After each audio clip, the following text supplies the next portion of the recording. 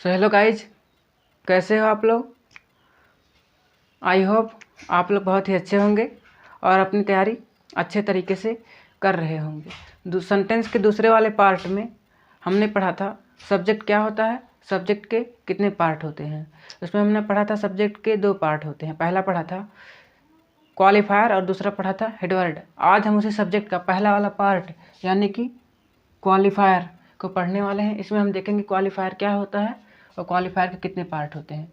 तो चलिए देखते हैं। क्वालिफायर, अगर हम बात करें क्वालिफायर की, वह शब्द जिससे किसी भी वाक्य का सब्जेक्ट या कर्ता 2 भागों में बढ़ जाता है, क्या कहलाता है, क्वालिफायर।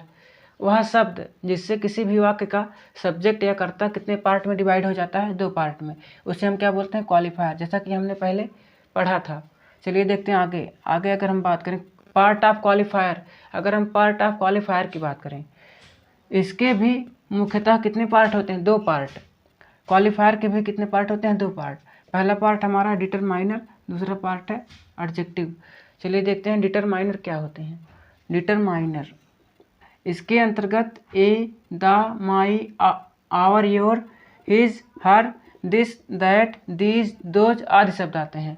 डिटरमाइनर के अंतर्गत यहाँ से लेकर यहाँ तक हमारे वर्ड आएंगे। अगर कोई भी सेंटेंस है उसमें इसमें से कोई वर्ड दिखा, इसका मतलब वह क्या हो जाएगा, डिटरमाइनर। चलिए देखते हैं दूसरा हमारा पार्ट है एडजेक्टिव।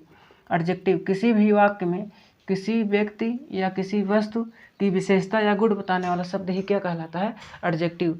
कोई भी वाक्य है उसमें किसी सब्जेक्ट या किसी वस्तु की विशेषता जो बतला रहा है, वही शब्द हमारा क्या होता है, एडजेक्टिव। चलिए इसे हम 2 एग्जाम्पल के द्वारा समझने का प्रयास करते हैं। पहला हमारा, the old man is ill. अगर हम इसका हिंदी में ट्रांसलेशन करें, बूढ़ा आदमी कैसा है, बीमार है। अगर हम बात करें द, तो द हमारा किसके अंतर्गत आ जाएगा, डिटरमाइनर। इसका मतलब द हमारा इसमें क्या हो गया, डिटरमाइनर। अगर हम बात करें old man, old man, man की विशेषता कौन बता रहा है, ओल्ड। इसका मतलब ओल्ड हमारा क्या हो जाएगा, ओल्ड हमारा क्या हो जाएगा, एडजेक्टिव।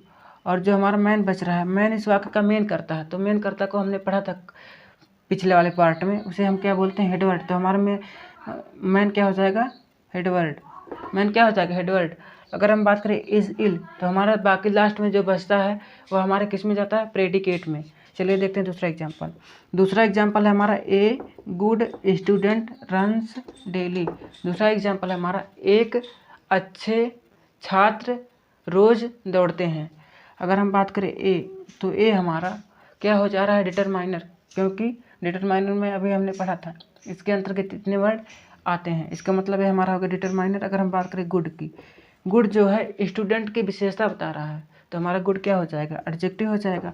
फिर जाके अगर हम बात करें स्टूडेंट, इस सेंटेंस का जो मेन करता है वो हमारा क्या है, स्टूडेंट। स्टूडेंट हमारा किस में चला जाएगा, हेडवर्ड में। अगर हम बात करें रन्स डेली, रन्स डेली, तो बाकी जो लास्ट में बचता है वो हमारा किस में जाता है, प्रेडिकेट में। हमें उम्मीद है कि आप लोगों को सेंटेंस का पार्ट नंबर 3 अच्छे से समझ में आया होगा। यहाँ तक हमने देखा है कि सब्जेक्ट क्या होता है और सब्जेक्ट के कितने पार्ट होते हैं। अगले वाले पार्ट में हम देखेंगे प्रेडिकेट क्या होते हैं, प्रेडिकेट के कितने पार्ट होते हैं। अगर हमारा वीडियो अच्छा लगा तो लाइक कीजिए, सब्सक्राइब कीजिए, कमेंट कीजिए। थैंक यू दोस्तों।